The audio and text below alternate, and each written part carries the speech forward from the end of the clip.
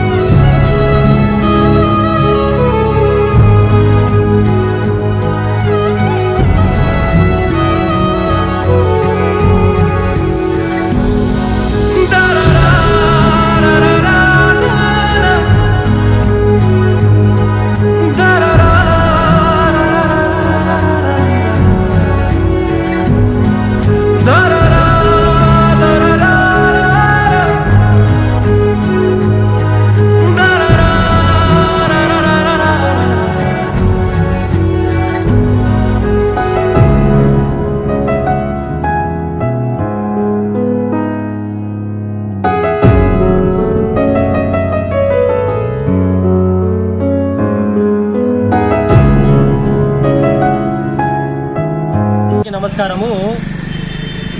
దువ్వూరు పట్టణము మనము బ్యాక్గ్రౌండ్ వచ్చేసి బ్రహ్మంగారి కాలజ్ఞాని బ్రహ్మంగారి గుడి ఉంది. వారం రోజుల క్రితము కొంతమంది వ్యక్తులు ఒక పెద్ద ఆవిడను, అంటే చూడు మీ కారులో చూసే పెద్ద ఆవిడను రమణమ్మ అనే ఆవిడ చెడు ఇక్కడ చెట్టు కింద వదిలిపెట్టి వెళ్ళడం జరిగింది. ఆమె మతిస్థిమితం సరిగా లేదు. మన చాలా అంటే తన వయసు సహకరించకపోవడం అక్కడ పడిపోవడం జరిగింది. వారం రోజుల నుంచి ఇక్కడ చాలా మంది చూసి ఆమె దయనీయ పరిస్థితి చూసి శ్రీ వినాయక ఫౌండేషన్కు సమాచారం ఇవ్వడం జరిగింది. అన్న పెద్ద వారం రోజు ఇక్కడే ఉంది, పడిపోయింది, ఆమెకు అన్నం అందుకు చాలా ఇబ్బంది పడుతుందని చెప్పడంతో 2 రోజుల నుంచి మనమే శ్రీ వినాయక ఫౌండేషన్ అందుకు అన్నము అన్ని రకాలుగా వస్తువులు కల్పించి మనం అందిస్తూ వస్తున్నాము.